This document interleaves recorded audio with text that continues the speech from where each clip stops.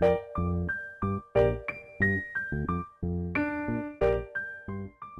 a esta segunda mesa de la segunda jornada del Seminario de Historia del Arte y Feminismo del Discurso de la Exhibición que organiza el Museo Nacional de Bellas Artes y la DIVAM en conjunto. Quisiera pedirles por favor que apaguen o silencien sus teléfonos celulares y recordarles que este encuentro está siendo transmitido por streaming y que nuestras vías de evacuaciones están hacia su izquierda, en esa puerta gris, en caso de cualquier incidente. Por si acaso. Bueno, vamos a empezar con la mesa. En esta mesa tenemos a Talita Trisoli, a Jimena Rifo y a Paula Ditborn. Y vamos a comenzar con Talita y luego de la mesa tenemos 30 minutos aproximadamente para que puedan hacer sus consultas y comentarios. Voy a ver tu currículum.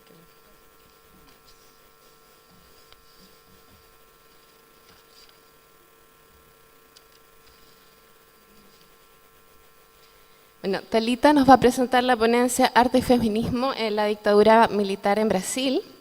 Es teórica e historiadora del arte, profesora sustituta de la Facultad de Artes Visuales de la Universidad Federal de Goiás, doctoranda por la Facultad de Educación de la Universidad de Sao Paulo, bajo la dirección del académico Celso Favaretto, máster en Estética e Historia del Arte por la Universidad de Sao Paulo, bajo la dirección de la académica doctora Cristina Freire, licenciada en Artes Plásticas por la Universidad Federal de Uberlândia.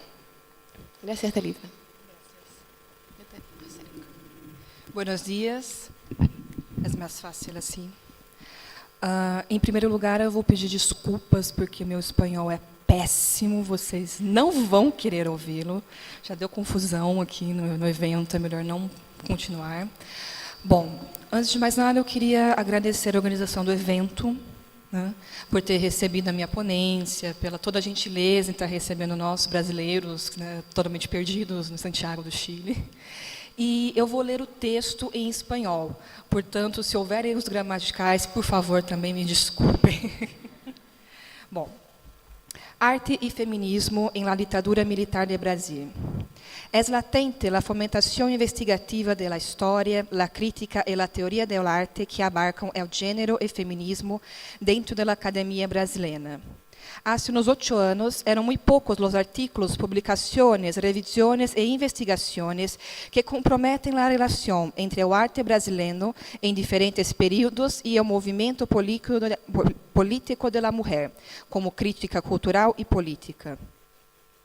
Sin embargo, debe tenerse en cuenta que tales esfuerzos no cumplen todavía los huecos históricos actuales. Están aún contenía algunos prejuicios falocéntricos de colonialistas en la selección, interpretación y crítica de la obra de artistas mujeres, e incluso el rechazo velado de la crítica cuando se enfrentan con el vocabulario feminista como tema principal de las poéticas. Como exemplo deste problema, temos tanto a insistência em trabalhar solo com mulheres artistas já estabelecidas, por lo general americanas ou francesas, como a resistência para analisar obras de artistas hombres e mulheres que se hacen frente a los estereótipos de la feminidade, pero sim processo de abieção de esos elementos de la subjetividade. É dentro deste prisma de las deficiências detectadas e las proibiciones simbólicas, que creio que é vital para a recuperação das mulheres artistas contemporâneas à legada da segunda ola do feminismo em Brasil, mientras que o golpe militar de 64 e 68, devido a estas muitas artistas, estavam em meio da agitação em el país, com suas primeiras lutas e demandas, apesar do estado de terror e da redução de direitos políticos. Também mostram a dificuldade atual para fazer frente a estas questões em el contexto da crítica e da história do arte em Brasil, que aún perdura em já que as fortes conexões em la prática artística e la llamada política de la diferencia. Como corte esta apresentação, elegi para discutir a artista Regina Vater, brasileira, nascida em Rio de Janeiro em 43, que era uma participante das práticas de vanguarda artística em el país e conta com parte da produção orientada precisamente ao análise plástico do corpo feminino, desenhado por La Tropicalia e, mais tarde, a identidade feminina idealizada como modelo de progresso por las campanas em los medios de la ditadura. Junto com isto, algum tipo de diálogo se estabelecerá entre a produção poética de Vater com alguns de suas contemporâneas, como Iole de Freitas, Sônia Andrade, Wanda Pimentel, Ana Maria Maiolino, e suas leituras sobre o tema desta análise. Os problemas do trabalho de Vater integram uma constelação de temas relacionados com transformações sociais e a estética em boga em los anos 60 e 70 do século XX. Cuerpo, a afetividade, a subjetividade, a política e a epistemologia são só alguns dos elementos que colocam Vater evidente hoje em dia. Antes de entrar ao tema da discussão, é necessário definir alguns conceitos principais. O feminismo vem aqui como processo crítico da estrutura social ocidental e falocêntrica, especialmente ao âmbito da cultura, marcada pelas atitudes de combate e resistência à hegemonia patriarcal e à misoginia, que exclui fortemente as múltiplas subjetividades e restringe as pessoas socialmente marginadas. Por supuesto que não é uma separação radical entre os sexos, como chegou a ocorrer em la segunda ola, ou incluso uma demanda de representação política, como foi o caso em la maior parte da primeira. O feminismo contemporâneo surge como opção à existência em meio de uma volta conservadora e fascista em diversos âmbitos da vida cotidiana. Se busca por el feminismo em los estudos de gênero uma ética da experiência prática e não uma sobrevaloração da identidade sexo por outro. Por gênero, se refere à separação conceptual entre o sexo e a identidade, que subentende que a condição física de sujeito não determina sua identidade sexual e social, pero os processos de formação da subjetividade em constante cambio. Esta condição se ha assinalado John Wallis Scott e Judith Butler, por toda sua obra, profundamente influenciadas por Michel Foucault.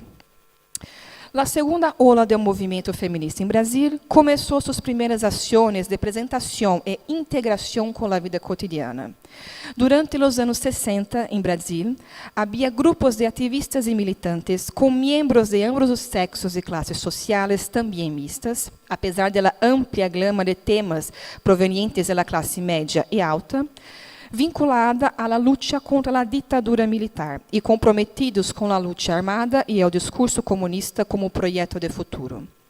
Inicialmente, as mulheres entravam na guerrilha e ações de resistência influenciadas pela paixão pela revolução comunista, mas também por el afeto dirigido a alguns dos membros das organizações. Pero depois da constatação de que o grito da revolução só abarca a vida pública e o setor privado continua sua diária tradicional feminina, abandonaram em parte o espírito comunista e se dirigiram às possibilidades do feminismo como uma crítica política. Por outra parte, havia tipo de feminismo mais popular, que agora trabalhava com imagens de mulheres e sua inserção em o mercado laboral, com a escassa representação política em el tempo e a ausência total de leis que se ocupam de questões relacionadas com a mulher. Em grande parte, os artistas contemporâneos neste momento, lo que inclui Regina Vater, estavam relacionados com este feminismo mais suave, pejorativamente denominado feminismo de sala de té. Este eixo se produz mais ou menos por dois detalhes. Primeiro, por el medo psicológico intenso que se impregnava na vida cotidiana de estes artistas em relação à violência da luta armada e às desaparições de ativistas políticos, sino também por el tono despectivo que adquiriu a palavra feminista dentro da classe média, que marcavam seus membros como lesbianas frustradas, solteironas, violentas, histéricas e ridículas.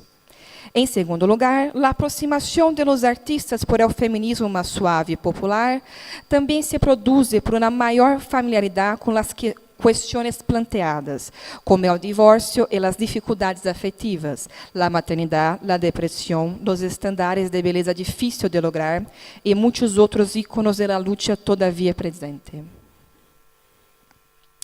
Esta dicotomia de los feminismos em Brasil se hace evidente se temos em conta os principais textos que circulavam em esse momento e que, em consequência, estes artistas tinham acesso. Elonede Studdard e Rosemarie Muraro, por exemplo, eram personagens públicos, ativistas políticas indiretamente relacionadas com os temas da esquerda e com fácil acesso a los dispositivos da publicação, já que Muraro era editora-jefe da editora Vozes, e Studdard, seu colega de trabalho. Ambas estão interconectadas por las respectivas lutas políticas, a teologia da liberação e a crença de que se necessita uma política de inserção mais direta para ser as demandas feministas.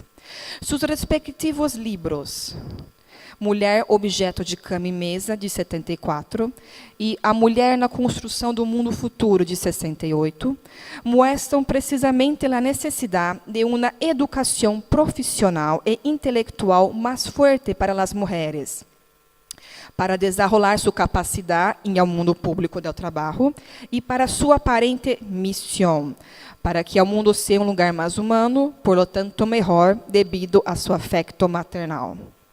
O tono tópico, ácido e panfletário desta literatura, em última instância, espantou sua principal audiência, a mulher da classe média, porque predicava uma considerável separação entre os sexos e, a menudo, ofendeva diretamente a grande atividade da maioria das mulheres da época, o trabalho da casa. E a Muraro, apesar de ser a sua companheira de trabalho, aposta por engrandecimento da maternidade, insistindo em uma naturalização dessa condição, quase como destino ético e emocional da humanidade. Para ela, a assunção das mulheres pode salvaguardar o mundo, devido ao seu maior grado de afeto materno. Sin embargo, a autora continua a fortalecer a divisão tradicional do trabalho entre os sexos, as profissões masculinas, como a engenharia para os homens, e as profissões maternales, como a ensinança para as mulheres. A aparente discrepância destes discursos em relação aos autores feministas mais consagradas, como Simone de Beauvoir, se produz por el retraso em la publicação em português de la maior parte do trabalho feminista. Problema que se perpetua em el contexto do arte-feminismo, tendo em conta a falta de textos emblemáticos em português, como de las historiadoras do arte Linda Nostlin, Lucy Lippard e Griselda Pollock. O Segundo Sexo foi publicado em português só uma década depois de seu lançamento em França.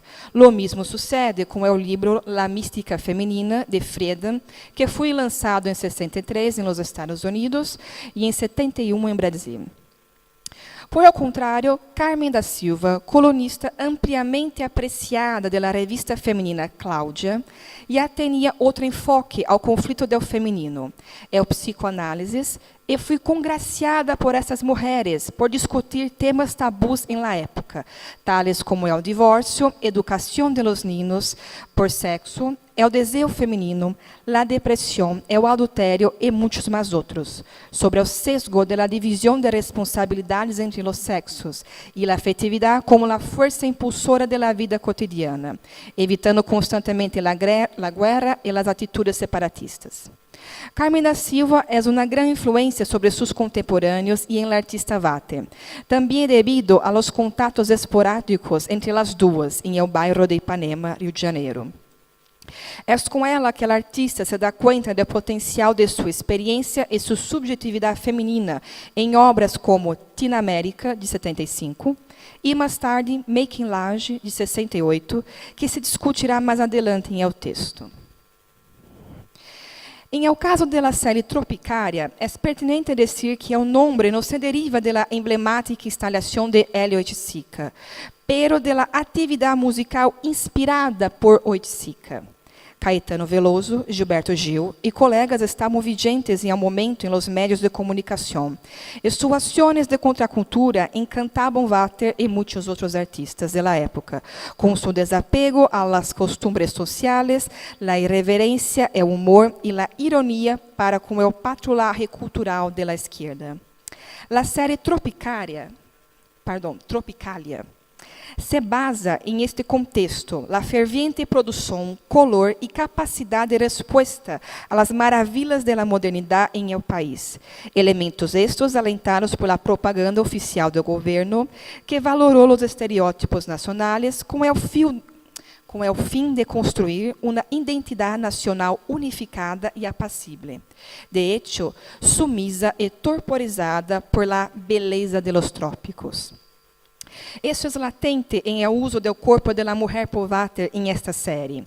Inspirado em la anatomia de la própria artista, estes corpos destacam tanto um truncamento de la subjetividade, já que não tiene cabeça, manos e pés, espaços de registros de particularidades, como um embelecimento erótico de um paisagem tropical, imersa em sueños de paradiso perduto e campanas publicitárias de la exaltação do nacionalismo. Um momento. São protótipos de desejo masculino materializados pela imaginaria da propaganda del tempo, aliados a símbolos de poder da modernidade brasileira, como as estrelas, o predomínio de los colores nacionais, verde e amarelo, paisajes tropicales, aviones e teléfonos, realizam uma paródia da reificação da identidade nacional e a libido propagada por certos médios de comunicação, tales como anúncios de las mujeres em las revistas e fotografias de los periódicos de la época como O Pasquim, serial de circulação massiva conhecido por el tono de porno chanchada. La playa é o símbolo icônico da paisagem de Rio, la puesta del sol com os raios largos geométridos e com colores saturados, de um calor comovedor e latente, los cuerpos com los senos grandes de mulher, las cadeiras abundantes e las sombras delimitam su volumen, sigam los supuestos tropicalistas nacional, popular, del desprendimento de las moralidades sociales e la lubricidade de la imaginação de Brasil em el estrangeiro acerca de las mujeres, reforçados por Tom Jobim e suas canções. É a representação de tarjetas postales de um país hermoso por la natureza, pero sediento de sangue e sua política. Este vocabulário pop com contenido crítico a uma canônica imagineria falocêntrica da sociedade brasileira e seus íconos nacionais se produz não só em el trabalho de Walter, sino também em el trabalho de Wanda Pimentel, Walter contemporânea. Em la série Envolvimento, a artista carioca, também nascida em 43, também se fragmenta as partes do corpo erótico feminino, especialmente as pernas, e lo inserta em los espaços domésticos geométrico, aparentemente racional, ordenado, pero com colores saturados e lleno de símbolos de embelecimento de las mujeres e su cotidiano, guiados por las revistas de moda e las postales turísticas. A perspectiva utilizada por Wanda aqui é um dispositivo representante da ordem masculina do mundo, que busca ordenar o feminino, pero desaprovechou sempre os pontos de fuego, ângulos e agudos voyeur e lacônicos, que só mostram a condição da mulher como objeto de desejo. A fragmentação do corpo feminino como sinônimo da subjetividade fraturada é um elemento de coerência em estas poéticas dos anos 60 e 70.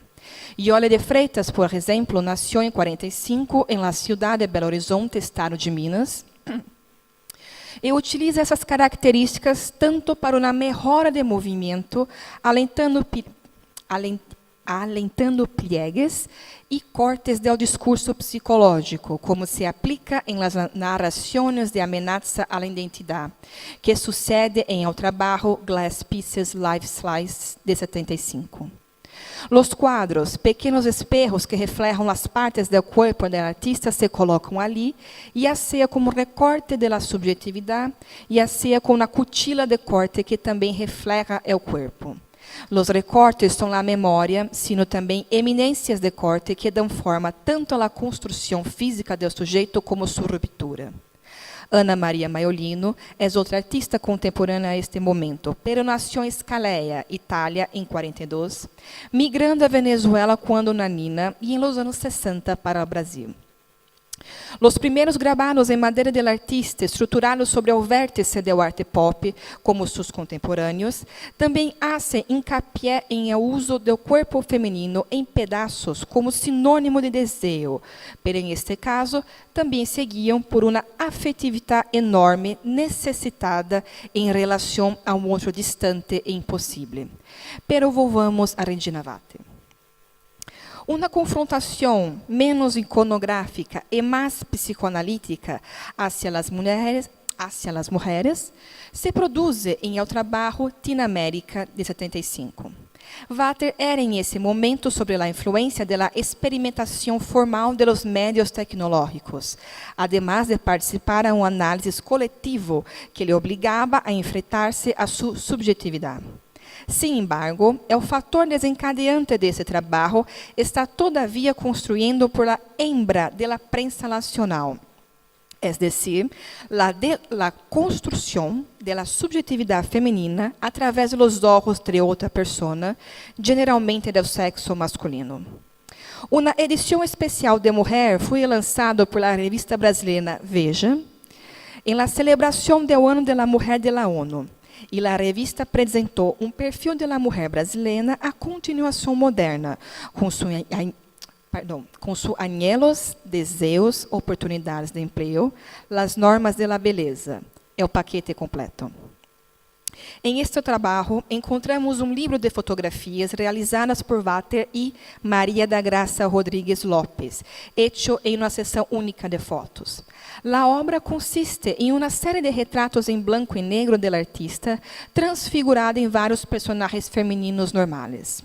O artista é o modelo de todas as fotos. Por lo tanto, de echarle un vistazo, se obtiene uma impressão de estranheza e curiosidade por esta mulher que, a cada página virada, se reconstrui.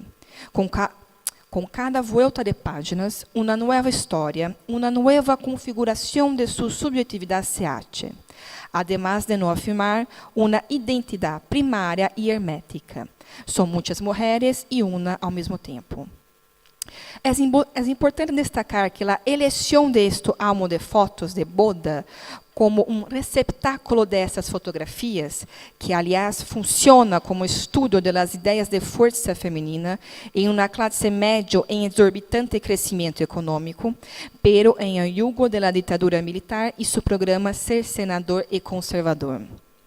Se o álbum de fotografias de la boda se utiliza generalmente como um livro de memórias de um rito de passo feminino, que marca a transfiguração do arquétipo feminino de la hija para la esposa, aqui, em la obra de Vater, se convierte em um veículo de múltiples subjetividades femininas, insertas em um contexto de sueños, de consumo e expectativas de afeto. É um simulacro da latente inevitabilidade construtiva de tipos femininos em el imaginário coletivo e em los médios de comunicação.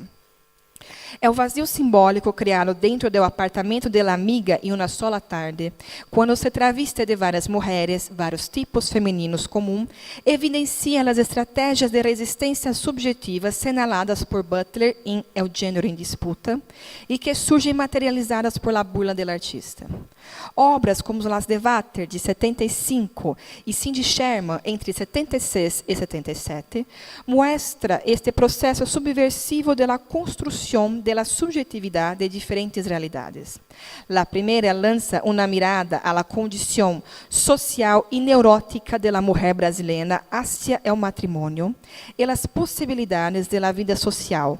La segunda subvierte los patrones del desejo e la alteridade produzida por la indústria del cine e las revistas. Já com maquilagem, Vater reanuda la construcción de la subjetividad por los medios de comunicación, pero ahora se concentra en el cine y en un tono de burla en los gestos característicos de divas. Hecho em uma sola toma, com a câmera fija e centrada em el rosto do artista que se refleja em um espejo em forma de concha, com a parede inferior forrada de lâminas de revista com imagens de artistas del cine, a música, o teatro e a televisão, Vater hace um ritual de beleza que miles de mulheres repetem ancestralmente. Ela se admira, toca a cara e hace gestos de las divas de los anos 50 americanos, mientras aplica o maquillaje em um supuesto backstage decadente, lenas de baratijas kitsch. O contenido erótico se reafirma por la túnica usada por el artista, de tejido fino, rojo, e, ocasionalmente, mientras Vater aplica suas cremas, le permite ver em el reflexo do espejo parte de los senos, aumentando assim sua paródia crítica de Vênus moderna, sometidas a las normas de beleza de los medios de comunicação. Hay que añadir que esta referência a Vênus aparece também em el marco del espejo, com forma de conchas e vários colares colgantes, mais alá de las plumas de pavo real em um vaso sobre la cômoda, outro símbolo de la beleza e el esplendor. Em el fundo, em el reflexo del espejo, também podemos ver uma pequena televisão em black and white, preto e branco, não? Branco e negro, graças. Transmitiendo uma película qualquer em inglês, que nos permite conectar com a crítica cultural del vídeo efetuada por Sônia Andrade, em Sem Título, Feijão, de 75. Em ela, a jovem artista do Rio de Janeiro, contemporânea de Vater, desfruta de um almoço solitário em um balcão com vista tropical, como é o prato típico brasileiro que lhe dá o título de vídeo. Mientras passa uma película doblada de Tarzan em la televisão em el fundo. Sin embargo, ela parece ter uma revolta histérica e empieza a tirar a sopa em todos os lados, incluso de ti mismo e la lente de la câmera. Ali é o trabalho dessas artistas mulheres, Vater e Andrade, uma evidente convergência de proposições em la crítica de la construção dos modelos de la beleza e la cultura por la televisão, películas, revistas e outros meios de comunicação de la época. Sobretudo em como estes discursos oficiais hacen la forma de subjetividades e de la autoridade de los espectadores. De diferentes maneiras, essas mulheres efetuam uma releitura de estes modos de construção de la imagem de praxis artística. Los temas de arte feminista em los trabajos de Regina Vater são casos individuales a través de sua produção, que é muito versátil e diversa. Lo mismo ocorre com suas contemporâneas citadas em el texto, Vana Pimentel, Sônia Andrade, Ana Maria Maiolino e Olha de Freitas, e também Maria do Carmo Seco e Greta Sarfati, que não han entrado em este análise, mas tiene uma considerável quantidade de trabalho que se ocupam da questão das mulheres e o feminismo, que se mesclam ou mesmo perdem-se em meio de outras questões. Aún está por venir uma efetiva investigação acadêmica para evaluar estas artistas em uma perspectiva feminista, que se derivam de um ouvido da historiografia do arte brasileiro e comprobe a presença de enfrentamentos femininos subjetivos com seu espaço político e simbólico. Aún se espera. Bem, eu termino a apresentação e espero que você conseguiu compreender. Graças.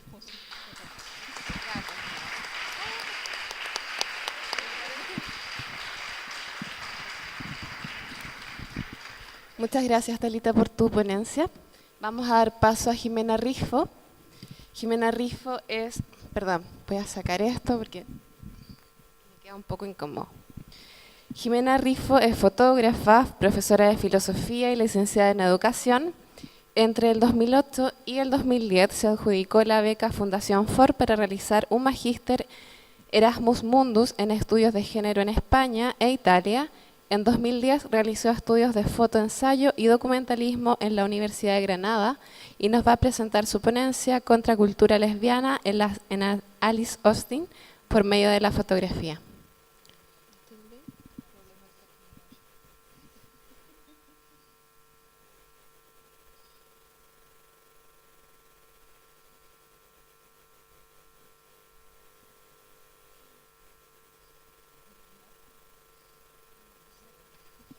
Necesitamos acá a nuestro técnico Patricio.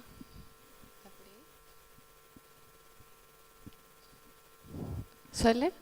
¿Podrías ver a Patrón? ¿O puedes verlo tú? Somos un poco ñurdos con la tecnología. Ah, pero ahí viene. Bueno, ahí viene la ¿Con cuál? Acá está. ¿Dónde está la presentación? Acá está. Acá está.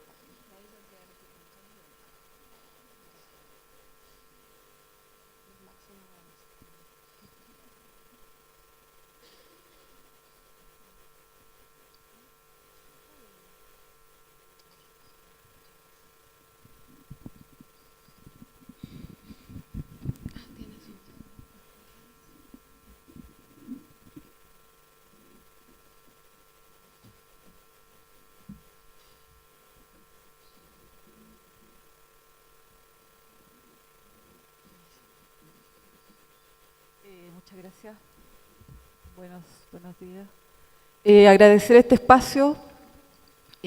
Primero que nada, agradecer el espacio de esta actividad, que el año pasado también estuve acá, muy contenta, lo disfruté mucho. Un espacio de resistencia, por cierto, de las mujeres que están acá y que no es casual. Así que agradecer este espacio de resistencia feminista dentro de la academia y la institucionalidad. Entonces, mi trabajo tiene que ver con, es un trabajo fotográfico. Yo fundamentalmente soy fotógrafa y el hecho de estar acá también tiene que ver con ese acto fotográfico. Vamos a hablar entonces de la contracultura lesbiana de Alice Austin por medio de la fotografía.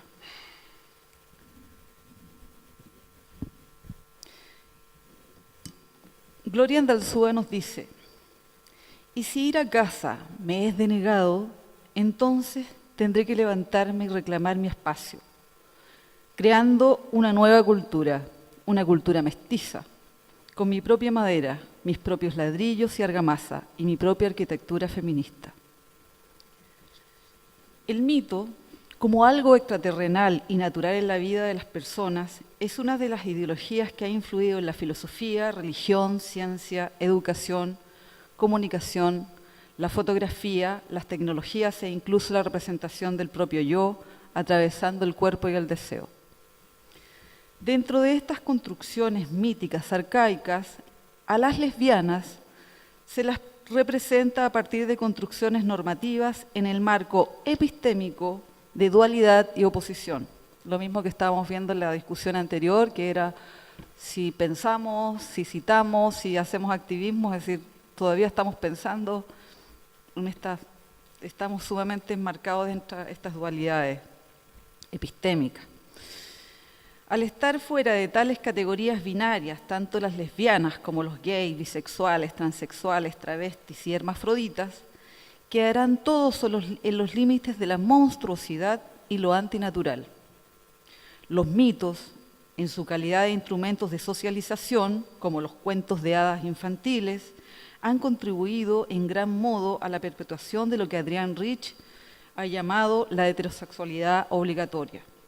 Explica que la heterosexualidad debe reconocerse y estudiarse como una institución política y una imposición clave de la cultura patriarcal. Los cuerpos de las lesbianas significan el peligro más radicalizado para la masculinidad, porque son independientes del placer que promete únicamente la relación heterosexual, porque mantienen su independencia de la figura del hombre y porque viven su sexualidad fuera del control del patriarcado. Sin embargo, el sujeto lésbico es construido por los discursos sociales, nos aclara y hace notar también Raquel Platero. Las lesbianas configuran para el patriarcado un espacio abyecto, representadas como anormales, que están fuera del orden cósmico y terrenal. Raquel Platero expresa: podríamos decir que la lesbiana es una sujeta mestiza que rompe la lógica binaria, una persona incómoda que no existe identitariamente y que sin embargo tiene capacidad para generar formas creativas de resistencia y señalar las exclusiones sociales de las que es objeto. Es así que las lesbianas, al tomar su deseo sexual, lo convierten no solo en corporalidad sexuada, sino que lo toman como un espacio político de rebeldía hacia el control heteronormativo y lo convierten en campo de demandas, derechos y reivindicaciones. La fotografía en sus inicios construyó imágenes de las lesbianas como resueltas, desinhibidas, olvidadas sus placeres, condenadas a las perversiones. Y esto es así hasta el momento en que las propias lesbianas se hicieron cargo de crear imágenes que deconstruían esas representaciones. Las lesbianas fuera de los arquetipos. El mito social sobre las lesbianas, que insiste en que tendrían un pene, es fruto del miedo del varón, ya que concibe la disputa solo con otro varón. Por el hecho de que las lesbianas deseen a otras mujeres, solo se las puede configurar como hombres. La imagen de la vagina dentada es una metáfora que podría asociarse con el sexo lésbico, es decir, con la amenaza a la virilidad del hombre. Por tanto, el amor lésbico solo puede ser considerado como un amor trágico, incomprendido y solitario, elaborado en un marco de crisis de identidad. Freud las clasificaba como inversión de carácter, es decir, masculinas. Por esto, el lesbianismo es visto como una expresión viril, un rechazo a la subordinación y una desviación de la conducta. La fotografía, al igual que otros artefactos culturales como la pintura, la literatura, adquiere la tradición de los símbolos y rituales, sin mediar una crítica radical a las construcciones culturales. Nietzsche dice, en la genealogía de la moral, los artistas han sido en todas las épocas los ayuda de cámara de una moral, de una filosofía o una religión. En los orígenes de la fotografía se insiste en mantener a las lesbianas en un estado de anormalidad e hipersexualización. Se las presenta desnudas para ser consumidas visualmente por los varones como una forma simbólica de posesión de sus cuerpos por medio de la cámara, entendida esta como una extensión del falo, es decir, una falofotografía. La fotografía también ha significado para las lesbianas un medio de autorrepresentación desde una dimensión simbólica de autoridad y reivindicación. Teniendo en cuenta las dicotomías, utilizaremos como punto central la fenomenología feminista para centrar nuestra atención en la experiencia de representación social y autorrepresentación de las lesbianas como parte importante de una experiencia del cuerpo encarnado.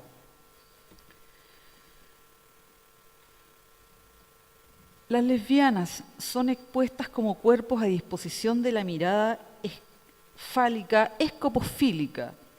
Las mujeres lesbianas vendrán a constituirse como una parte del deseo masculino y serán objetivizadas por él, como resultados no de una autoimagen, sino de una falsificación, una sombra de la famosa caverna platónica, mito al que Lucy Irigaray define como speculum. Respecto a la ficción, a la acción fotográfica, Irigaray la asocia a lo fotológico, es decir, a la forma de representación desde uno que se proyecta a sí mismo en lo que registra. En este caso, la mujer es una imagen reflejo del hombre y no de ella misma. ¿Cómo reproducir analógicamente lo que no está representado, no representable? Ella misma es espéculo, antro de reflexión. Tendremos entonces siempre en cuenta que la fotografía es una manera de mirar, no es la mirada misma. La teoría feminista ha dedicado grandes esfuerzos desde distintas disciplinas para hacer frente a la naturalización del cuerpo de las mujeres y de los roles de género impuestos, y es lo mismo que desplazaremos hacia la fotografía en tanto producto cultural. Más específicamente, al uso que se hizo desde un comienzo y que aún prevalece la representación de las mujeres lesbianas, mostrándolas principalmente como cuerpos solamente erotizados, proyecciones del ojo falo, un escenario del speculum como falofotografía. Donna Haraway, en Ciencia Cyborg y Mujeres, plantea: todos los ojos, incluidos los nuestros, son sistemas perceptivos activos que construyen traducciones y maneras específicas de ver, es decir, formas de vida. No existen fotografías no mediadas. Por otro lado, Beatriz Gimeno nos dice: la lesbiana de la pornografía, siempre finalmente deseosa de un falo, sirve al patriarcado para mantener el control sexual, mientras la lesbiana masculinizada sirve para extender el control social sobre cualquier mujer independiente mediante el uso de la denigración sistemática y la vergüenza. En las primeras imágenes fotográficas encontramos cuerpos que responden a las lógicas de control y dominio de las lesbianas, cuerpos que sirven al patriarcado para mantener el estatus de perversión y desviación ya instalados por diversas vías, fundamentalmente el mito. En una imagen que evoca lo que no se posee y que simbólicamente se atrapa por medio de la imagen para ponerla a disposición de una mirada escopofílica, como plantea Laura Mulvey, que correspondería a la imagen de la mujer como objeto pasivo de la mirada masculina. Bueno, aquí estas son las primeras fotografías desde que nace la fotografía en el 1826. Estas son alrededor del 1860 y 1900.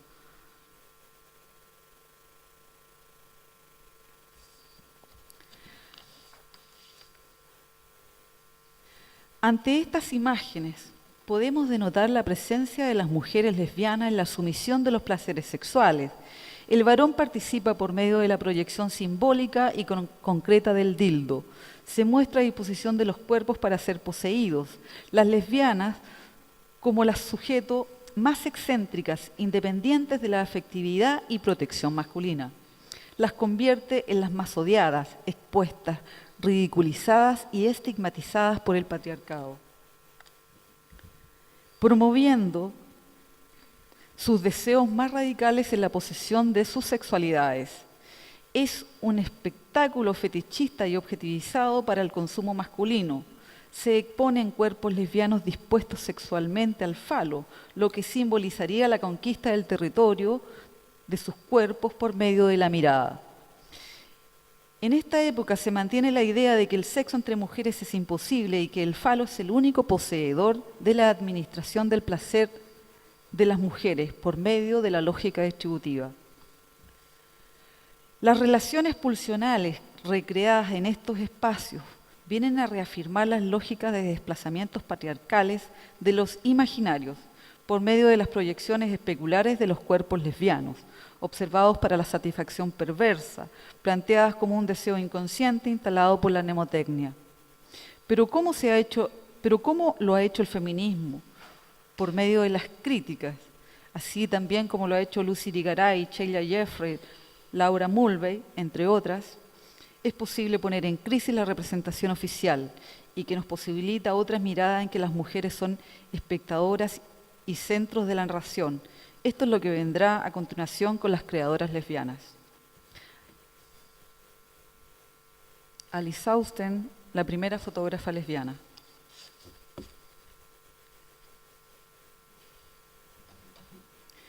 Fue Alice Austen que a partir del 1884 comenzó con una iconografía de nuevas representaciones de las lesbianas, convirtiéndolas en documentos que plasman su crítica social.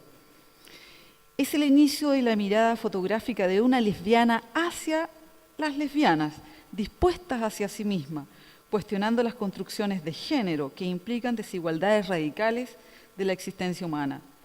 La visibilidad significa existencia, un acto de significación política del ser humano que las lesbianas comenzaron a instalar fotográficamente. Fotografías que deconstruyen la mirada escopofílica, Son una salida a la lógica especular, mítica, arquetípica y estigmatizada de las lesbianas. Todo ello generado desde la experiencia de vida, haciéndose parte de un relato de sí mismas como validez propia. John Pulse expresa que Austen utilizó un estilo muy realista para dar visibilidad a su lesbianismo. Este estilo le sirvió también para hacer las ilustraciones. Voy a avanzar acá. Las ilustraciones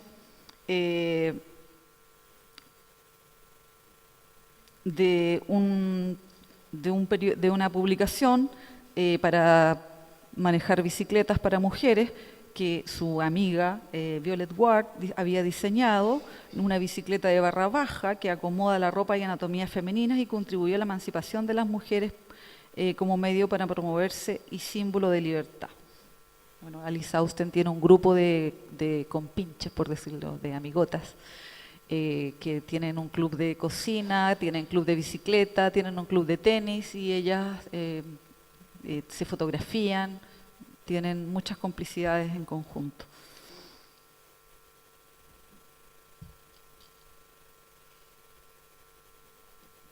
Alice Austen realizó una gran cantidad de imágenes, tanto de su familia como de su entorno, y fue una de las pioneras del reportaje fotográfico. Asimismo, integró lo más personal, retratándose con su grupo íntimo de amigas, que incluían a Gertrude Eccleston, Julia March, Sue Ripley, Violet Ward y Daisy Elliott. Muchas de las fotos que tomó Alice dan muestra de sentimientos lésbicos. Realizó imágenes de quien fuera su pareja Gertrude State, así como de amigas que también eran lesbianas. Otro ejemplo claro es el retrato de su amiga de la infancia, Violet Ward, donde aparece junto a su pareja en un porche, en una pose que era muy típica para retratos familiares de marido y esposa. Vamos a retroceder aquí para poner a la Violet Ward. Travestirse en la época, en el contexto estamos hablando de 1891, significaba transgredir el principal código de género de las personas. Austen transforma los esquemas de representación de lo femenino en un desplazamiento simbólico de juego y desacato a la autoridad del patriarcado, demostrando que estas determinaciones son tan sutiles y arbitrarias como cualquier imposición dada desde afuera. Con el habitar del cuerpo, como el de habitar el cuerpo de una u otra manera antes de nacer. Con sus imágenes, Austen instala la posibilidad de revertir discursos que se han instalado como eternos y verdaderos, que no son más que la manifestación de un poder que ya había comenzado a ser cuestionado por la inmoralidad existencial que radica en la discriminación y el abuso. Tiene como precedentes a Mary Wollstonecraft en 1792 con la Vindicación de los Derechos de la Mujer y el sufragio femenino de Estados Unidos en 1869. Teresa de Lauretis, en relación a las escrituras micropolíticas expresadas, dice que son nuevas mediaciones discursivas entre lo simbólico y lo real, entre lenguaje y cuerpo. Alice Austen utiliza estas mediaciones discursivas en sus imágenes y rompe con la estigmatización de las lesbianas. Al hacer, según diría Sheila Jeffrey, si bien continúa representando a las mujeres como objetos, lo hace a través de los ojos, para los ojos de otras mujeres como sujetos. En estas imágenes, a pesar de estar mediadas por el tiempo, el espacio, clase y raza, hay un vínculo de efecto de continuum lésbico que llega hasta ahora. Las fotografías de Alice Austen me constituyen y la integro a mi genealogía como fotógrafa y lesbiana, ya que ofreció imágenes que sirven para dar la presencia lésbica. Son imágenes que hoy siguen siendo significativas y valiosas.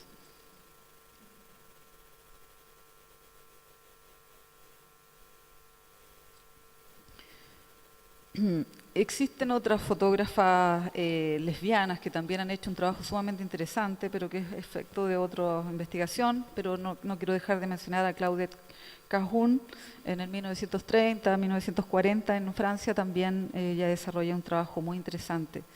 Y también quisiera presentar como este continuum lésbico de representación y romper con esta estigmatización sobre la lesbiana representada desde un otro, sino que a partir de sí misma. Quiero presentar a dos fotógrafas actuales que son Han Harsabek, una polaca, y Salene Muholi, sudafricana, hermanándose en sus trabajos y activismo fotográfico político por los derechos humanos y de las lesbianas en especial.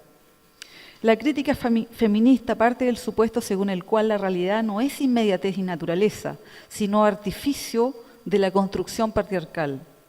No hay dato natural, sino un efecto de significación, un montaje representativo, un conocimiento situado, una tecnología del conocimiento que como resultado instalan pautas que benefician a los hombres y devalúan a las mujeres. Segmentan lo real en nombres y figuras que pretenden ser universales, neutras o naturales, que no son más que categorías binarias cerradas, interesadas y que se considera normal y anormal, conveniente e inconveniente por el patriarcado.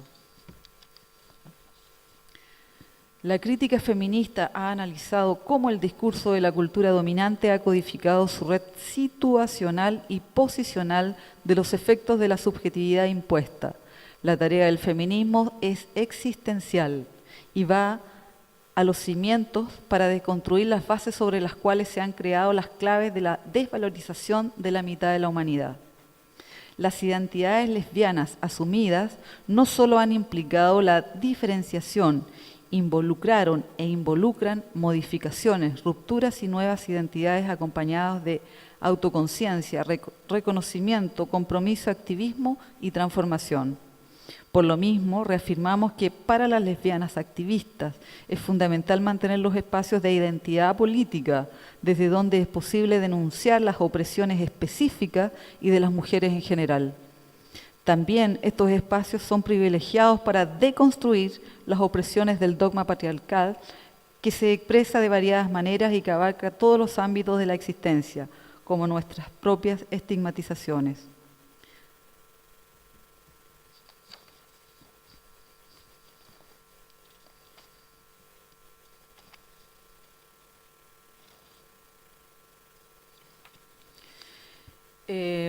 Gayatri Spivak nos dice que uno de los imperativos característicos de la práctica deconstructiva es fijar la mirada crítica, no específicamente la identidad pautativa de los dos polos de la oposición binaria, sino el programa ético-político oculto que empuja la diferencia entre ambos. Los trabajos de estas fotógrafas nos sitúan desde esa deconstrucción. Muchas gracias. Muchas gracias a ti, Jimena. Bueno, para finalizar la mesa vamos a dar paso a Paula Ditborn. Ella nos va a presentar la ponencia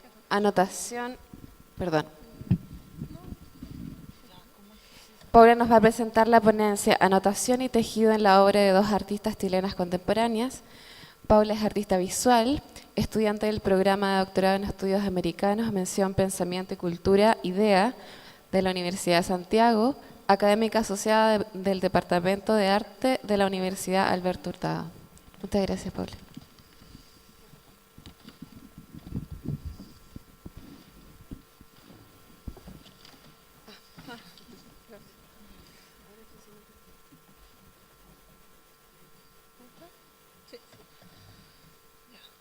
Hola. ¿Me escuchan bien? ¿Sí? ¿Más cerca? Más arriba. Ahí está. Bueno, antes que nada, también quisiera agradecer la oportunidad de participar. ¿Me escuchan bien, no? La oportunidad de participar acá, la verdad es que he aprendido muchísimo, así que, bueno, espero que sea un aporte también lo que voy a leer a continuación. Ya, mi Mi presentación, pido disculpas porque no incluí el título en el PowerPoint. Mi presentación se llama Anotación y tejido en la obra de dos artistas chilenas contemporáneas. Esta presentación trata sobre el trabajo de dos artistas visuales que fueron convocadas hace 7 años para participar en las 2 exposiciones que en el transcurso de un año se realizaron en Santiago de Chile sobre artistas mujeres, Cecilia Vicuña y Catalina Bauer. La razón por la que elegí las obras de estas dos artistas es porque en ambas se utiliza el tejido como medio de expresión, el color como escritura y la documentación como fin. A pesar de esas similitudes tan particulares, tan específicas, ambas líneas de trabajo toman direcciones distintas. Sobre ellas, sobre esas direcciones, quisiera hablar a continuación. A finales del año 2006, en la muestra Del otro lado, Arte Contemporáneo de Mujeres en Chile, realizada en el Centro Cultural Palacio de la Moneda, fue exhibida la obra Quipú Menstrual de Cecilia Vicuña. Aunque se trata de una artista visual bastante conocida, quisiera señalar algunos datos sobre su vida que me parecen importantes para una comprensión cabal de la obra que veremos a continuación. Cecilia Vicuña nació en 1948 en Chile, en donde desarrolló desde muy temprano un trabajo poético y pictórico notable. El golpe de Estado la pilló en Londres, en donde permaneció por algunos años. Fue miembro fundador del movimiento Artistas por la Democracia, junto a Guy Brett, John Dagger y David Medalla, y en 1977 se fue a vivir a Bogotá. Ahí realizó lecturas poéticas, talleres artísticos para comunidades indígenas, escenografías para grupos de teatro y música, etc. Siguió dedicándose a la poesía y a la pintura, pero también al video y a las acciones de arte en espacios públicos. En 1980 se fue a vivir a Nueva York, en donde reside y trabaja hasta el día de hoy. Quipú menstrual consiste en un conjunto de cierta cantidad de cuerdas de lana sin hilar de color rojo colgadas del techo. Esta columna roja, gruesa y diáfana, instalada justo al centro de la sala norte del Centro Cultural Palacio de la Moneda, era acompañada por un monitor televisivo que transmitía un video realizado por la artista. Ambas cosas, columna y monitor, con permiso, fueron complementados por una acción de arte que el artista realizó en la inauguración de la muestra, consistente en la distribución y lectura en voz alta de una carta dirigida a Michelle Bachelet, quien por aquel entonces era la presidenta de Chile. En la carta, Cecilia Vicuña le pedía a la presidenta que impidiera la realización de la mina de Pascualama, solicitud que reiteró más tarde en una entrevista concedida a la revista Paula. Días antes de la inauguración se rumoreaba que la presidenta en persona iba a asistir a la ceremonia, siendo la destinataria de la carta, su presencia hubiera incidido en el carácter de esta suerte de performance. Sin embargo, en su lugar llegó Paulina Urrutia, la ministra de Cultura de aquel entonces. A comienzos del año siguiente se inauguró otra exposición dedicada exclusivamente a la obra de artistas mujeres, Handled with Care, realizada en el Museo de Arte Contemporáneo de Quinta Normal, Santiago de Chile, 2007. A diferencia de la muestra realizada en el Centro Cultural Palacio de la Moneda, esta vez las mujeres no solo tuvieron un rol protagónico en tanto artistas expositoras, sino también como curadoras. En la exposición del MAC, la curatoría estuvo a cargo de Soledad Novoa, Jennifer Becerra y Ana María Saavedra, mientras que en el Centro Cultural Palacio de la Moneda, Guillermo Machuca había cumplido ese rol. Dentro de las diferentes artistas convocadas a Handled with Care, algunas de las cuales también habían participado en Del otro lado, se encontraba Catalina Bauer, artista visual nacida en 1976, miembro fundador de blog Tutorías de Arte y creadora de un conjunto de obras que han logrado reconocimiento tanto a nivel nacional como internacional. Bueno, aquí hay 2 notas al pie de página donde se señala quiénes son las artistas que también participaron en ambas muestras, pero creo que es muy largo referirlo ahora. En aquella oportunidad, Catalina Bauer presentó Mapa 2, que es una obra exhibida hasta hace poco en el MAC del Parque Forestal, dentro de la muestra Colección Juan Yarur, un relato personal. La obra consiste en la silueta de un mapamundi hecho de bolsas de plástico transparente rellenas con agua y montadas sobre un muro. Sin embargo, es otra obra de Catalina la que a mi parecer establece un diálogo más interesante con el quipú menstrual de Cecilia Vicuña, ya que en ella también se produce un cruce entre anotación y tejido, tal como reza el título de esta presentación. Me refiero a Chakra, obra realizada en el transcurso del año 2009, ya voy a mostrar la imagen, consistente en un tejido de grandes dimensiones hecho a crochet con pitilla de nylon y realizado en colaboración con el taller de tejido de la Casa de la Mujer de Huamachuco, Renca. En el caso de la obra de Cecilia Vicuña, tenemos el uso de un formato que, recordémoslo, proviene de las antiguas prácticas de las culturas andinas, el quipú. El quipú es un sistema de escritura o anotación realizado mediante una serie de cuerdas de colores anudadas y unidas a una cuerda principal. En el Imperio Inca eran utilizados para llevar cuentas, estadísticas, historias, poemas, derechos y responsabilidades comunales. Este registro de nudos se basa, por lo tanto, en un código cuyos signos no guardan ninguna solicitud con sus referentes, con aquello a lo que aluden. En ese sentido, es distinto al arte mesoamericano de aquella época, que en lugar de ser geométrico y abstracto era figurativo. Basta, de hecho, con mirar los libros manuscritos aztecas, repletos de imágenes y figuras pintadas a los cuales los españoles conferían mayor veracidad incluso que a los documentos escritos en alfabeto latino por ellos mismos. Esto es una referencia a un texto de Cummings. El quipú vicuñano, sin embargo, no recurre solo a los nudos como significantes, sino también al color de la lana empleada para su elaboración. El rojo, tanto en la tradición andina como en la medieval europea, se utiliza para la representación de la realeza, cuando no de las grandes figuras eclesiásticas, tal como durante mucho tiempo se hizo con el color púrpura. La razón por la cual, o más bien una de las razones por las cuales ciertos colores eran utilizados para la representación de figuras importantes, muchas veces tiene que ver con el precio de los pigmentos necesarios para su elaboración, más que con una afición realista por parte de quien los utiliza. Dentro de la simbología andina se establece una separación distinta, que es una separación entre colores borrosos y colores definidos, entre colores naturales y artificiales. A los primeros se los vincula con los fenómenos destructivos de la naturaleza, tales como rayos, truenos, relámpagos y resplandores. A los segundos, brillantes, discernibles, con el muy venerado astro solar.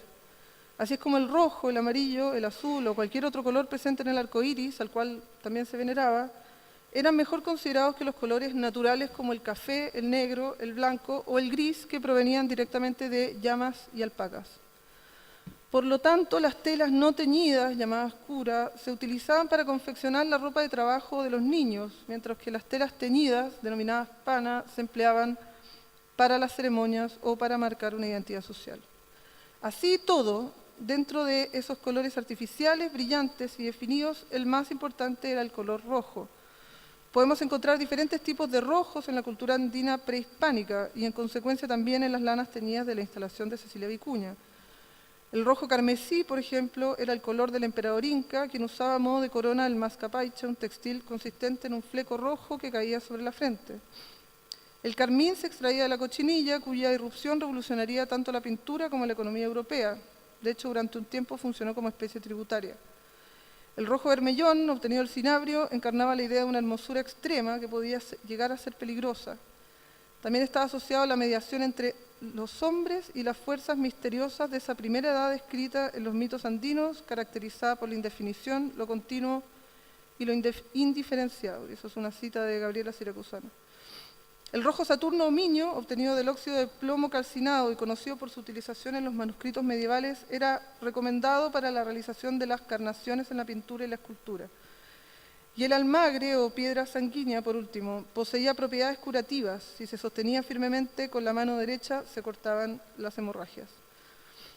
En el quipú menstrual, sin embargo, ninguno de los rojos presentes posee atributos nobles, sino que por el contrario se vinculan a la sangre y a lo escatológico, enemigo acérrimo de cierta noción de belleza femenina, tal como pone de manifiesto la artista norteamericana Judy Chicago en su célebre Bandera Roja de 1971, y la misma Cecilia Vicuña en su pintura Ángel de la Menstruación de 1973.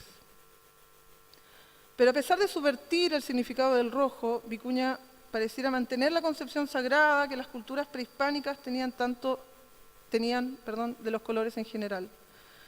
Las prácticas de curación por colores formaron parte de rituales en los que el paso de la enfermedad a la salud se realizaba con el uso de lanas de diferentes colores teñidos. Asimismo, prácticas propiciatorias que se realizaban para la fertilidad de las tierras parecen también haber guardado relación con el poder de ese cordón cromático, que me encanta esa figura en realidad, que también es una cita de Siracusano. Son cordones cromáticos, de hecho, los que utiliza Cecilia Vicuña para realizar sus acciones de arte en Pascualama, en la Plaza de Armas, en las calles de Nueva York, documentadas en video y transmitidas en muestras y catálogos. Y son lanas teñidas las que cuelgan en el Centro Cultural Palacio de la Moneda, mediante las cuales la artista protege la tierra y sus glaciares, aunque sea simbólicamente. Los colores en su trabajo, por lo tanto, siguen estando asociados a prácticas de adoración, pero sobre todo de resistencia. La disposición vertical del quipú menstrual y la relación que establece con el resto del espacio de exhibición bien podría tener resonancias en la obra de Catalina Bauer, Columna, mostrada por primera vez el año 2007 en Melbourne, Australia. Esta obra consiste en un conjunto de 120 trenzas de elásticos de goma colgadas del techo de la sala formando una columna de unos 80 centímetros de diámetro. A diferencia del quipú menstrual, la obra de Bauer conforma un volumen, una unidad de apariencia sólida, a pesar de que está hecha de ese material tan ligero y flexible. De hecho, es imposible ver a través de la columna, mientras que sí se puede mirar a través del quipú menstrual, o al menos a través de la versión que nosotros conocemos. Cecilia Vicuña se vio obligada a adelgazar las cuerdas de lana para que así no se entorpeciera la visión del trabajo de las otras artistas que participaron en la muestra. Así y todo, la caída de ambos conjuntos de cuerdas, ya sean de lana o de elásticos, recuerda la consistencia de un líquido, de un fluido, elemento que para Cecilia Vicuña es tan importante ya que se vincula con la continuidad de la vida, según ella, con la fertilidad también y la idea del cambio. En la columna de Catalina Bauer, esta idea de cambio se manifiesta también en la transformación de un material barato, pequeño, delgado, como es el elástico, a una columna prácticamente impenetrable por la mano y por la mirada. Se manifiesta en la transformación de una bolsa de plástico transparente a la silueta de un mapamundi hecho de agua, como en Mapa 2. Es el cambio, la transformación que operan los objetos más insignificantes hasta convertirlos en parte de algo que es expuesto, visitado y a veces incluso adquirido. La elección de los materiales responde a una economía de medios que atraviesa casi toda la obra visual de Catalina Bauer. En efecto, los materiales que utiliza para la realización de sus obras son quizás tan precarios como las plumas, las lanas y las ramitas que emplea Cecilia Vicuña, sus basuritas, tal como ella misma las denomina. Esto según un texto de Lucy Lippard. Sin embargo, en el caso de Catalina Bauer, los materiales provienen del mundo industrial, elásticos, panties de nylon, bolsas, alquitrán. Esto por un lado aleja su obra de toda interpretación mística, de toda vinculación con la tierra, pero la vincula en cambio al ámbito de lo cotidiano, más ligado, en el caso de nuestra generación, al desecho plástico que a las plumas o a las ramas. Ahora bien, curiosamente en lo que respecta al aspecto cromático, el color de la columna de Catalina Bauer es café, perteneciente, como hemos dicho, a los colores naturales, inferiores en la jerarquía cromática andina, pero también menospreciado en la Edad Media europea, lo cual explica que en ese entonces haya sido el color de las telas utilizadas por los campesinos. También cuando los pintores cubistas han querido evocarse aquello que consideraban trascendente, la forma geométrica, ha prevalecido en sus telas la gama de cafés y ocres. Creo que en el caso de la columna de Catalina Bauer, el uso de este color responde nuevamente a esa economía de medios antes mencionada. De toda la variedad de elásticos que se pueden encontrar en el mercado, el café es probablemente el más estándar. En el paso que va del elástico como objeto industrial y cotidiano al elástico como elemento constructivo de una columna de grandes dimensiones, este no deja nunca de ser identificado como tal. Esa es la gracia. Y eso es principalmente gracias a su color. Pero concentrémonos ahora en la lectura de Chakra.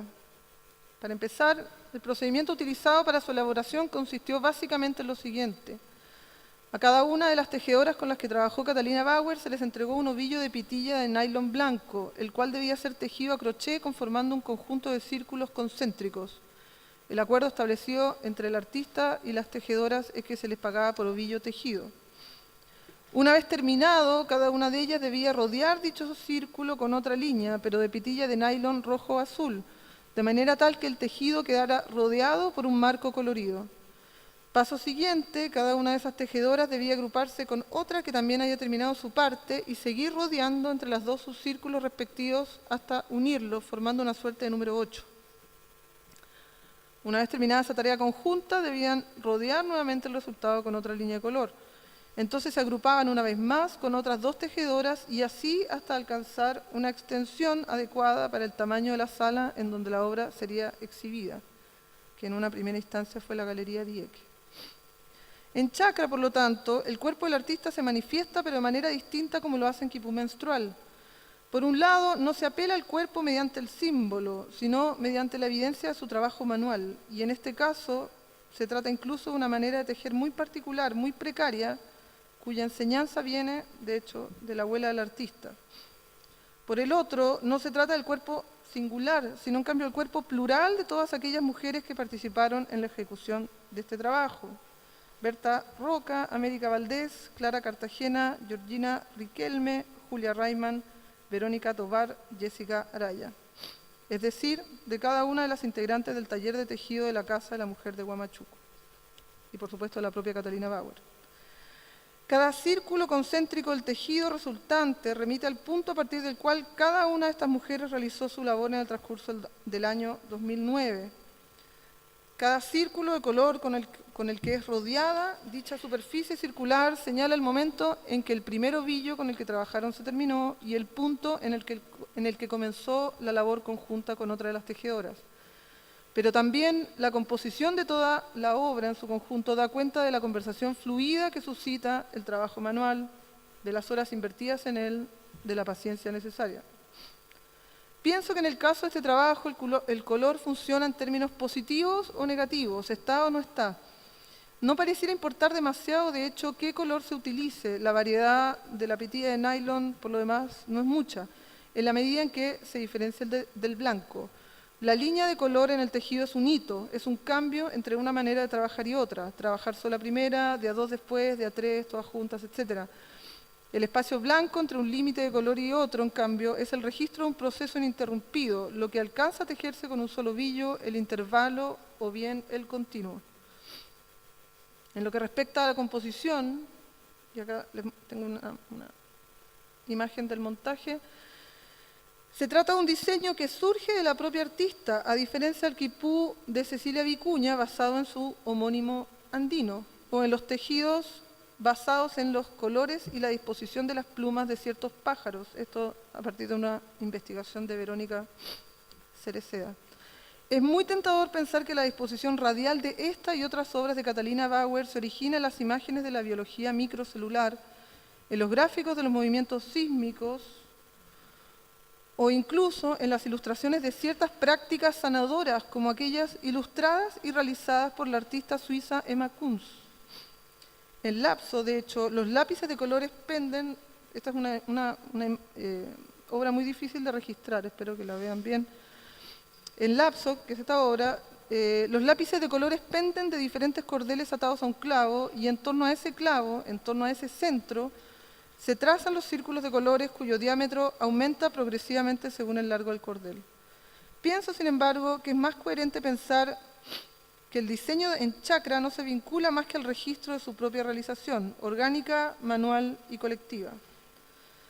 En una conversación sostenida con Catalina Bauer y publicada en el libro Pan hace un par de años, la artista fue muy lúcida al señalar que no buscaba a través de su trabajo reivindicar las así consideradas artes menores, lo cual queda demostrado en su constante experimentación con diferentes materiales, no siempre vinculadas a las artes decorativas y artesanales.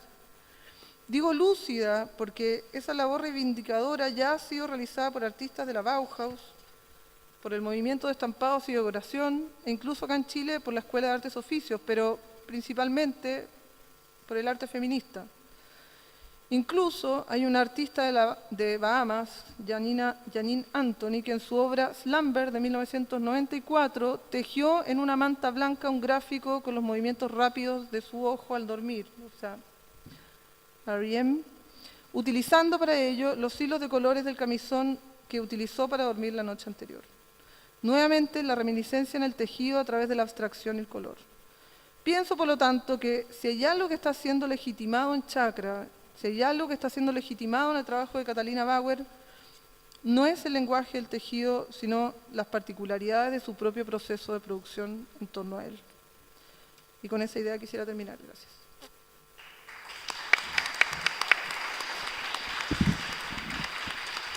Muchas gracias, Paula. Muchas gracias también, Talita, y muchas gracias a Jimena. En este momento podemos abrir la discusión.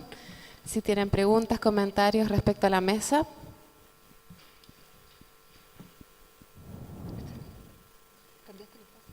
¿Hay alguien que quiera preguntar algo o comentar? Bueno, me parece una mesa, ya que nadie haga pregunta por ahora, hago mi comentario, me parece una mesa muy interesante a propósito de lo que conversábamos también en la primera mesa, porque tenemos acá dos académicas, dos artistas visuales también, y es interesante también cómo se entrecruza en el feminismo la teoría, la práctica, el arte y el activismo, ¿cierto? Y también me parece muy interesante también cómo aplican el análisis feminista a estos casos particulares de artistas en específico, y también en ti el análisis que haces del tejido y cómo se relaciona también con lo que trabaja Daniela en la mañana, de estas prácticas que han sido recurrentes. También acá en Chile es una técnica muy utilizada. No sé si alguien más quiere por allá. Allá y después acá Julia. ¿Sí?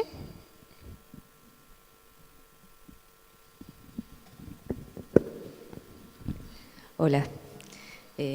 Bueno, muy interesante toda la mesa, muy agradecida. Quería hacer dos preguntas, una a Jimena y otra a Talita. La primera dice a Jimena: ¿qué estrategias debería usar la artista lesbiana feminista para no complacer esa mirada masculina en el espacio abierto de exposición, por ejemplo, la calle? Y a Talita, ¿caso hay literatura o estudios que compilen o hablen sobre el arte feminista brasileño, como a grandes rasgos? Eso. Muchas gracias. Você se importa que eu responda em português devagar? Ok? Bom, é justamente esse um dos grandes problemas para quem está trabalhando com arte e feminismo no Brasil. É praticamente inédito, você não tem um grande estudo, você não tem um grande levantamento justamente dessas artistas, mulheres, feministas ou não, que atuaram no Brasil. Talvez, isso varia muito, talvez, com o período que você esteja mais interessada. Tem uma professora da USP que trabalha no IEB, o Instituto Brasileiro de Pesquisa, que se chama Ana Paula Cavalcante Simeone. Ela fez um levantamento no doutorado dela justamente sobre as artistas brasileiras acadêmicas, ou seja, as artistas brasileiras que participaram da Academia Brasileira de Belas Artes e conseguiram, inclusive, viajar para Roma, para Paris, para estudar. Sobre a modernidade em diante, é muita pouca coisa. A gente tem alguns nomes de artistas mulheres que se sobressaem. Não são poucas, mas elas são sempre lidas e estudadas dentro desses grandes discursos artísticos, como a Semana de Arte de 22, o retorno à ordem, que é logo depois da Segunda Guerra Mundial, concretismo, neoconcretismo. Ainda é uma dificuldade muito grande você conseguir trazer à tona essa abordagem de uma preocupação com a subjetividade feminina e que ela tente nesses trabalhos, né? Bom, tem algumas outras pesquisadoras também. A professora Margarete Rago, da Unicamp, ela tem tido algumas orientações de mestrado e doutorado direcionadas para as artistas brasileiras contemporâneas, a partir da década de 80. E ela mesma tem ensaiado alguns estudos, alguns ensaios sobre as artistas americanas feministas, né? Na USP também eu me lembro de duas ou três meninas também que estão trabalhando com essa ênfase feminista, mas também com as americanas, né? Então, esse período específico, anos 60 e 70, que é o que eu quis mostrar aqui, que é essa chegada da segunda ola, por enquanto só conheço a mim. Se tiver mais alguém, vamos conversar, né? Mas é muito pouco. Okay. Gracias por la pregunta. Bueno, con Julia conozco... Bueno, no sé, no lo sé. Solo sé que nada sé. No podría hablar de lo que debiera ser. Solamente pienso que la acción, como se dice en filosofía, la filosofía es post festum. Primero hay una acción que tiene que ver con la pulsión, algo muy humano. El arte me parece que tiene que ver con una necesidad. Pues yo no puedo ir a una marcha sin una cámara, es decir, es como que no fuera. Yo hago activismo con la foto, estoy aquí, estoy ahora sin cámara, pero veo imágenes fotográficas y ya está. Pero me parece que el tema de la reflexión, sí tiene que haber una reflexión, no solamente pura acción, no es solo, es decir, el cuerpo tiene que manifestarse, la performance, pero también tiene que haber este espacio, esta detención, este pensar, porque también eso ayuda a la creación, es decir, yo no puedo estar en un constante hacer. Entonces, la práctica reflexiva en realidad. Yo no sabría decir qué es y no es feminista, porque es sumamente desbordado, es decir, la otra vez en una escuela feminista unas chicas preguntaban ¿y cuáles son los postulados del feminismo? Y quedas así, porque justamente el feminismo, la comprensión del feminismo tiene que ver con toda esta descategorización y esta ruptura de lo situado. Es decir, de lo situado me refiero como fijo, inmóvil, sino que es situado en el sentido de que es en este momento, en este espacio y en esta configuración. Entonces, lo que sí, con respecto a la administración del dildo, que quería ir un poco con las imágenes que como eran representadas las lesbianas, porque en la cultura lesbiana, por eso es tan interesante este espacio político de pensarse desde otro espacio, desde otra situación, en este caso lesbiana, porque siempre se piensa en el falo como el administrador del placer, y el falo y las lesbianas también está lo clitorial.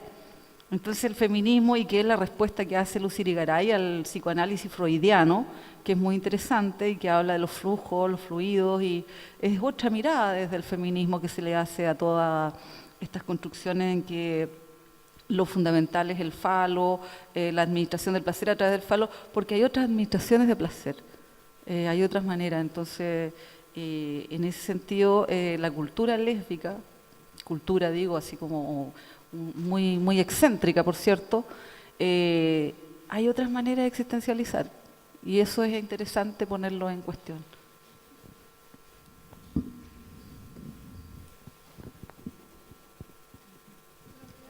Perdón, acá tenía el micrófono. No es una pregunta, es un comentario a Jimena. Me gustaron sobre todo las últimas imágenes, porque aparece aquello de lo que quizás no se ha dicho, porque se ha hablado como de orientación sexual, se ha hablado como de distintas, no sé, pero siento que no se ha hablado de afecto, de amar. Y en esas imágenes lo que me transmitían era ternura, la libertad de elegir a quien amamos y el lesbianismo como una expresión de ternura de una mujer hacia otra mujer. Y eso lo sentí como muy íntimo, como muy bonito que aparezca en la fotografía, y que no lo había sentido así. Eso. Quiero hacer un comentario solamente chiquitito. Ese trabajo de Han Harsabek, la polaca, que me interesa mucho mostrar porque son otras visualidades, es decir, tenemos un imaginario, y que el mito, que a mí me obsesiona el tema del mito mucho porque siento que es muy inconsciente, es muy mnemotécnico, está muy instalado, los cuentos infantiles, el bien y el mal, la presencita y qué sé yo, está ahí, eso es puro mito, y viene de los mitos griegos, entonces es sumamente peligroso. Entonces la imagen que hay de las lesbianas es la hipersexualizada, es decir, es la macho, ¿no? Entonces también esta visualidad, estas activistas, fotógrafas lesbianas, presentan otras formas. Es decir, yo realmente las invito a buscar a Han Harsabek y Selene Mujoly, que son preciosos sus trabajos, tanto de desnudo. Las lesbianas son representadas leyendo, una pareja de lesbianas están en un comedor comiendo, preparándose el desayuno, es decir, otra visualidad. Y eso es interesante. Y desde eso también es activismo, me parece. Muchas gracias, Jimena. ¿Hay otra pregunta por acá adelante? En realidad también era como completando lo que dice ella y lo que acabas de agregar tú, que las imágenes como la visión del hombre y luego la visión de Alice Austen es tan contrastante. O sea, uno mira cómo ellas se ven en un espacio tan íntimo, digamos, como, y lo que me dio a mí, como lo que aprecié era como, claro, estas mujeres también relegadas por su opción sexual y asumida, digamos, en una época también difícil, cómo se agrupaban, y este registro como de íntimo de esa agrupación, de esta asociación, de este apoyo moral, de lo que en el fondo como lo que uno ve es como, claro, ellas se apoyan entre ellas porque no tienen nada de más, nadie más las apoya, seguramente las familias también las dejaron de lado, y el contraste de las imágenes tan, como ella decía, tan cargadas de amor, de cariño, de esa cosa familiar, y el contraste con estas otras imágenes tan duras que a mí por lo menos me impactaron, siendo que son como fotografías antiguas, digamos, que podrían no ser tan impactantes, pero son igual de impactantes que el porno actual, creo yo. O del abuso de la lesbiana sexual en el porno, digamos, que siempre es tan manoseado todo el tiempo, como si igual es tan choqueante, y que estas imágenes tan cándidas estén todavía tan ocultas, tan por debajo, como que me impacta mucho. Me impacta mucho ver que la realidad actual no ha cambiado mucho tampoco. En relación a ese contraste que se veía como de época, podríamos decir, a la realidad actual de la situación de la lesbiana en cuanto a su propia imagen y la imagen abusada, manoseada. Eso. ¿Quieres responder algo, Jimena? ¿Querías responder algo? Muchas gracias. Tenemos tiempo para una última pregunta porque estamos sobrepasados. Las que quedan podemos hacerlas después en las conferencias. Bueno, más que una pregunta, es como dirigir un poco a Jimena sobre lo que hablaba acá la compañera con respecto al tema de como que dentro de la historia y el contexto de las lesbianas siempre se le ha invisibilizado durante todo a lo largo de la historia por ese proceso. Y bueno, hay una reflexión que yo creo que tal vez Jimena me podría, no sé, responder de alguna forma. Es que creo que la artista lesbiana feminista tiene de alguna forma una doble pega de visibilizar el tema de su condición misma, porque toda la historia del machismo y del patriarcado mismo ha sido invisibilizándose. El mismo caso de cómo se diagnosticó la sodomía solamente para el hombre y no se diagnosticó algún tipo de trastorno para la mujer cuando era lesbiana. Siempre se fue como invisibilizando. ¿Y qué pasa con eso en una artista contemporánea? Que siempre como que se le ha dejado un poco a la par de toda esta problemática que hoy en día sucede y sigue sucediendo. Jimena. Estaba con la imagen de la típica, cuando se dice la diversidad. Bueno, nosotras como lesbianas participamos de espacios políticos diversos y de diversidad. Pero estoy pensando en el trabajo de Claudia Rodríguez también, que ella se piensa como transexual, y es sumamente interesante su trabajo, su pensamiento. Y travesti. Entonces, específicamente este trabajo de la iconografía, porque la fotografía, como dice Donna Haraway, no hay imágenes no mediadas. Es decir, mi ojo y todos los fotógrafos y fotógrafas que andamos por acá, o como pintamos, está detrás toda mi construcción cultural. No hay nada inocente. No es que cree la pulsión de crear está mediada por la cultura. Entonces, por eso hablo del, claro, hay que hacer, pero también tiene que haber una reflexión. Y lo interesante de este trabajo, de ser fotógrafa y ser lesbiana, es porque tiene que existir necesariamente este pensamiento propio, encarnado, de esta situación encarnada. En este caso, cuando uno se asume lesbiana, lo primero que es trágico, ¿no? Así malo, sucio y qué sé yo. A todos nos pasa. Y luego viene esta reflexión de que hay otra manera de vivir, de sentir, y por mucha información que exista, está entonces de la voz política. Por eso las lesbianas es importante hablar de una posición política, no es identitaria. No es que soy, como lesbiana te ubicas allá, o como gay te ubicas.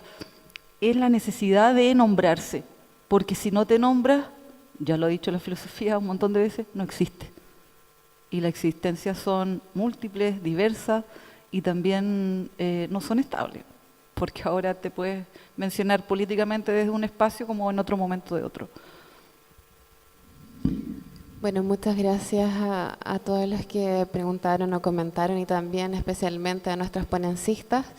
Y los esperamos a las 15:45 con la conferencia de María Eugenia Brito y luego con la conferencia de Javier Araquistán. Muchas gracias.